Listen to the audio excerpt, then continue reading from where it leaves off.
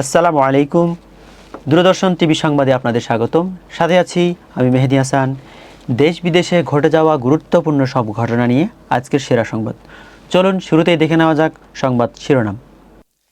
দেশের বিভিন্ন বিশ্ববিদ্যালয়ে ছাত্র রাজনীতি নিয়ে নতুন আলোচনা ও কর্মসূচি ঘোষণা। আইন শৃঙ্খলা পরিস্থিতি স্বাভাবিক রাখতে দেশব্যাপী বিশেষ অভিযান পরিচালনা।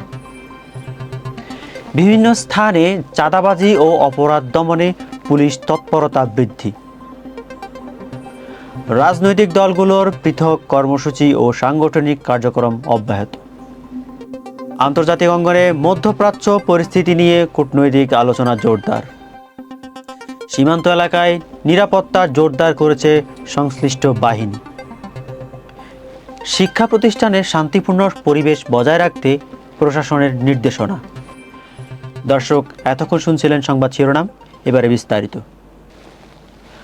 রাজনৈতিক দলগুলোর কর্মসূচি। দেশের বিভিন্ন রাজনৈতিক দল আজ পৃথক কর্মসূচি পালন করেছে। দলীয় নেতারা সংগঠন শক্তিশালী করা এবং জনগণের বিভিন্ন দাবি দাওয়া নিয়ে বক্তব্য দিয়েছেন।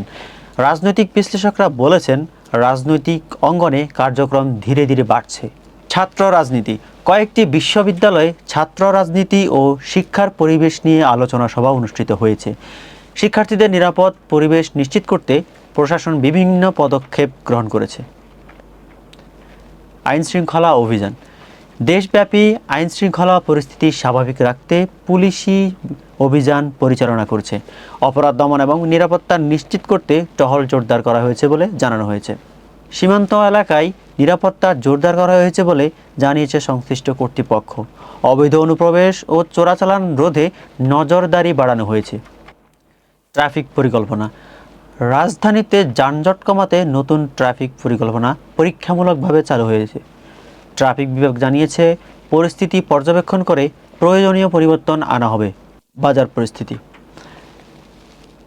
নিত্য প্রয়োজনীয় পণ্যের দাম স্থিতিশীল রাখতে প্রশাসনের তদারকি অব্যাহত রয়েছে।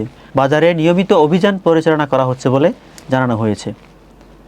মধ্যপ্রাচ্য সহ আন্তর্জাতিক অঙ্গনে বিভিন্ন দেশের মধ্যে কূটনৈতিক আলোচনা অব্যাহত রয়েছে। শান্তি ও স্থিতিশীলতা বজায় রাখতে আন্তর্জাতিক সহযোগিতার উপর জোর দেওয়া হচ্ছে। দর্শক, এই ছিল আজকের সংবাদ। এতক্ষণ সাথে থাকার জন্য ধন্যবাদ।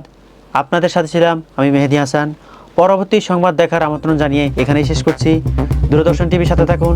আল্লাহ হাফেজ। আসসালামু আলাইকুম।